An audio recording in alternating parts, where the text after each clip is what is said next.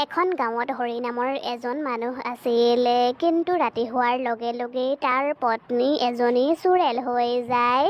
হৰি, অ' হৰি, ইফালে সিফালে কি চাই আছানো? মই ইয়াতেহে আছো, তুমি মোক বিচাৰা আকৌ। মালা, তুমিনো বাৰু মোক কিয় ভয় খুৱাই আছা? ভয় নোখোৱাবাচোন মোক, ভয়তে মোৰ অৱস্থা বেয়া হৈ গৈছে। তুমি বাহিৰলৈ ওলাই আহাচোন। হৰি, ভয় কৰিব নালাগে, আজি ৰাতি মই তোমাক ভূত বনাইহে এৰিম। আৰে বাপৰে, এইজনী আকৌ চুৰেল হ'ল হ'বলা। মালা, তুমি মোক একো নকৰিবা, মোক এৰি দিয়া। লাগিলে মই গোটেই জীৱনটো তোমাৰ সেৱাকেই কৰি থাকিম। তই তাতেই ৰৈ থাক, মই তোক মজা দি আছো। চুৰেলজনীৰ কথা শুনি হৰি ভয়তে তাৰ বিচনাখনৰ তলতে সোমাই থাকিল। আৰে বাপৰে, মোৰ এতিয়া কি হ'ব? মই ভূত হ'ব নিবিচাৰো মই। তেতিয়াই চুৰেলজনী সেইখিনি পালেহি আৰু হৰিকে তাই ইফালে সিফালে বিচাৰিবলৈ ধৰিলে। চুৰেলজনীৰ ভৰি দুটা ওলোটা হৈ আছিল। সেইবোৰ দেখি হৰিৰ অৱস্থা আৰু বেছি বেয়া হৈ গৈছিল। হৰি চুপচাপ বিচনাৰ তলতেই সোমাই থাকিল আৰু তেতিয়াই চুৰেলজনী আগলৈ গুচি গ'ল আৰু তাই ঘৰৰ পৰা ওলাই গাঁও পালেগৈ। কিন্তু গোটেই ৰাতিটো হৰি ভয়তে বিচনাৰ তলতেই সোমাই থাকিল আৰু সি পিছদিনাহে বিচনাৰ তলৰ পৰা বাহিৰলৈ ওলাই আহিল আৰু সি তেতিয়া ক'লে, আজি মোৰ ভাগ্য ভাল আছিল, সেইবাবেই চুৰেলজনীয়ে আজি মোক বিচাৰি নাপালে। আৰে কি হ'ল আপোনাৰ? মোক দেখিচোন আপোনাৰ অৱস্থা বেয়া হৈ গৈছে, যেন আপুনি মোক নহয় কোনোবা চুৰেলকহে দেখিলে। তাৰ মানে ৰাতিপুৱা হোৱাৰ লগে লগেই মালাৰ গাৰ পৰা চুৰেলৰ ছায়া নাইকিয়া হৈ যায়। মালা, তুমি কি কৈ আছিলা? মই তোমাক দেখি ভয় খাইছো। তুমিও যে কিছুমান কথা কোৱা আৰু। মইনো বাৰু তোমাক দেখি কিয় ভয় খাম, তুমিয়ে কোৱাচোন। আচলতে মই গোটেই ৰাতিটো শুবয়ে নোৱাৰিলো, সেইবাবে মোৰ অলপ ভাগৰ লাগি আছে। তাৰ পাছত হৰি দৌৰি দৌৰি তাৰ বন্ধু মদনৰ ঘৰলৈ গ'ল। মদন, বহুত ডাঙৰ কথা হ'ল। তই জাননে বাৰু, মোৰ পত্নীৰ গাত চুৰেলৰ ছায়া আছে। যোৱাকালি আধা ৰাতি হোৱাৰ লগে লগেই তাই চুৰেল হৈ গ'ল আৰু তাই মোকো ভূত বনাব বিচাৰি আছিল। কিন্তু মই যেনে তেনে মোৰ জীৱনটো বচালো। গোটেই ৰাতিটো মই বিচনাৰ তলতেই সোমাই থাকিলো। ৰচোন, তই চিন্তা নকৰিবি, আজি ৰাতি মই তহঁতৰ ঘৰতেই থাকিম। তাৰ পাছত মদন হৰিৰ লগত হৰিৰ ঘৰলৈ আহিল আৰু হৰিয়ে বাৰে বাৰে ঘড়ীটোলৈকে চাই আছিল। ঐ মদন, 12 বাজিবয়ে এতিয়া। তই কি বুদ্ধি ভাবিছ? ক আকৌ সোনকালে। নবৌ কিন্তু এবাৰ চুৰেল হৈ গ'লে তাইক আৰু ৰখাবলৈ বৰ টান হ'ব। ক সোনকালে, কি ভাবিছ তই? মোৰ ওচৰত একো বুদ্ধি নাই। তই তেতিয়াহ'লে ইয়ালৈ ভাত খাবলৈহে আহিছিলি? হে ভগৱান, আমাৰ এতিয়া কি হ'ব? ৰচোন, তই ইমানকৈ চিন্তা নকৰিবি। আমি নহ'লে এটা কাম কৰোঁ, নবৌক আমি এখন চকীত বান্ধি থৈ দিওঁ, তেতিয়া তেওঁ চুৰেল হ'লেও তেওঁ আমাক একো কৰিব নোৱাৰে। তাৰ পাছত সিহঁত দুয়োটায়ে গৈ মালাৰ হাতত ধৰিলেগৈ। তহঁত দুয়োজনে এইবোৰ কি কৰিছ? মোৰ হাত দুখন কিয় এনেকৈ টানিছ? দুখ পাইছো মই, এৰি দে। তহঁতে মোক চকীত বান্ধিবলৈ কিয় লৈছ? কি হৈছে তহঁতৰ কি হৈছে তহঁতৰ? তাৰ পাছত সিহঁত দুয়োজনে মালাক এখন চকীত বান্ধি থৈ দিলে আৰু সিহঁত দুয়োজন দূৰৈত ৰৈ থাকিল। যেতিয়াই ঘড়ীত 12 বাজিল, তেতিয়াই মালা এজনী ভয়ানক চুৰেল হৈ গ'ল। তহঁতে মোক বান্ধি ৰাখিছ,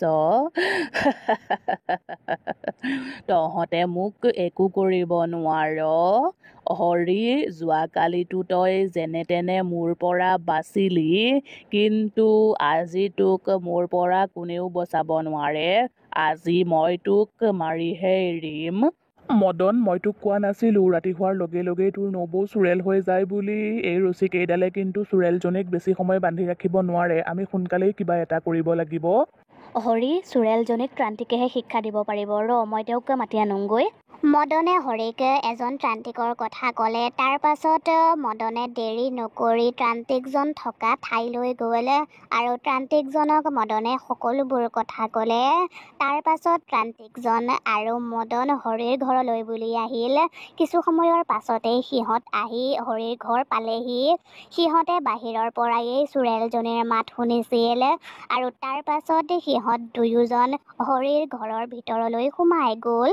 চাওকচোন ত্ৰান্তিক বাবা, মোৰ পত্নীৰ কি হৈছে, আপুনি তেওঁক ঠিক কৰি দিয়ক। ঐ চোৰেল, ক'ৰ পৰা আহিছ তই? তোৰ ইমান সাহস, তই এই চিধা চাধা মানুহখিনিক অশান্তি কৰি আছহি? ভালে ভালে কৈছোঁ, তই এই মহিলাগৰাকীৰ শৰীৰটো এৰি ইয়াৰ পৰা গুচি যাগৈ। ঐ ত্ৰান্তিক, কাক কথা কৈছ তই জাননে বাৰু? মই তোক কৈছোঁ, ভালে ভালে তই ইয়াৰ পৰা গুচি যাগৈ, নহ'লে কিন্তু মই প্ৰথমে মুকলি হৈ তোকেই মাৰিম, বুজি পাইছনে? যাগৈ ইয়াৰ পৰা। তাৰ মানে তই এনেকৈ নামান? তোক। তেতিয়াই খঙত ত্ৰান্তিকজনে মন্ত্ৰ মাতিবলৈ ধৰিলে আৰু ত্ৰান্তিকজনে চোৰেলজনীৰ গালৈ কিবা মাৰি দিলে। ঐ চোৰেল, এতিয়া চা মোৰ শক্তি কিমান। ত্ৰান্তিকজনে মন্ত্ৰ মাতি চোৰেলজনীৰ গালৈ কিবা ছটিয়াই দিলে, কিন্তু চোৰেলজনীৰ একোৱেই নহ'ল আৰু তেতিয়াই চোৰেলজনীয়ে হাঁহিবলৈ ধৰিলে। ত্ৰান্তিক, দেখিলি নহয় মোৰ একোৱেই নহয়, তই মোক একো কৰিব নোৱাৰ মোক। তেতিয়াই ত্ৰান্তিকজনে আকৌ মন্ত্ৰ মাতিবলৈ ধৰিলে। ত্ৰান্তিকজনে মন্ত্ৰ মাতিয়েই আছিল, কিন্তু চোৰেলজনীৰ দেখোন এইবাৰো একো নহ'ল। তেতিয়াই চোৰেলজনীয়ে তাইৰ গাত বান্ধি থোৱা ৰছীখিনি খুলিবলৈ ধৰিলে। এই চোৰেলজনী দেখোন মুকলি হ'বলৈ ধৰিছে। এই চোৰেলজনী মুকলি হৈ প্ৰথমে মোকেই মাৰিব। নাই নাই, মই ইয়াৰ পৰা পলোৱায়েই ভাল। নিজৰ জীৱনটো বচাই ইয়াৰ পৰা পলোৱা। কোন ক'ত আছা? ইয়াৰ পৰা সোনকালে পলোৱা, নহ'লে এতিয়াই চোৰেলজনীয়ে চবকে মাৰি পেলাব। মদন, কি হ'ব এতিয়া? এই ত্ৰান্তিকজনো দেখোন ভয়তে পলাল।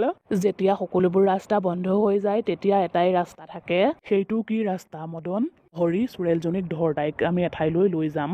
তাৰ পাছত সিহঁত দুয়োজনে চকীখন উঠাই তাৰ পৰা যাবলৈ ধৰিলে আৰু তেতিয়াই চোৰেলজনীয়ে সিহঁতক ক'লে, ঐ তহঁত দুয়োটায়ে মোক ক'লৈ নি আছ হা? ভালে ভালে কৈছোঁ, মোক তহঁতে এৰি দে, নহ'লে কিন্তু তহঁতৰ ভাল নহ'ব। এৰি দে মোক, ভালে ভালে কৈছোঁ, মোক এৰি দে, নহ'লে কিন্তু কথা ভাল নহ'ব। হৰি আৰু মদনে চোৰেলজনীক লৈ গাঁৱৰ মন্দিৰটোলৈ গ'ল আৰু মন্দিৰটোৰ বাহিৰখন পোৱাৰ লগে লগেই চোৰেলজনীয়ে চটফটাবলৈ ধৰিলে। আৰে, তহঁতে মোক ক'লৈ আনিছ হা? মোক এৰি দে, মোক ইয়াৰ পৰা যাবলৈ দে। তহঁতে আজি মোক শেষ কৰিহে এৰিবি হ'বলা। ঐ তহঁতে মোক এৰি দে মোক, মোৰ অশান্তি লাগিছে ইয়াত, অশান্তি লাগিছে মোৰ। মন্দিৰত হনুমান বাবাৰ মূৰ্তিটো চোৰেলজনীৰ সন্মুখত দেখি তাই বহুত ভয় খালে আৰু তাই চটফটাবলৈ ধৰিলে। হে ভগৱান, মোৰ বহুত ডাঙৰ ভুল হৈ গ'ল, মোক ক্ষমা কৰি দিয়ক। মই আৰু কেতিয়াও মানুহৰ শৰীৰত নোসোমাওঁ। মই এতিয়াই মালাৰ শৰীৰটো এৰি ইয়াৰ পৰা গুচি যামগৈ মই ইয়াৰ পৰা। কথাখিনি কৈ শেষ হোৱাৰ পাছতেই চোৰেলজনীয়ে মালাৰ শৰীৰটো এৰিলে আৰু তাই বাহিৰলৈ ওলায়েই তাৰ পৰা পলাল। মালা, তুমি ঠিকেই আছানে বাৰু? তোমাৰতো একো হোৱা নাই? মোৰনো কি হৈছিল, আৰু ইমান ৰাতি আপুনি মোক মন্দিৰলৈ লৈ আহিল যে? নাই নাই মালা, একো হোৱা নাই, এতিয়া সকলোবোৰ ঠিক হৈ গ'ল। ব'লা আমি এতিয়া ঘৰলৈ যাওঁ।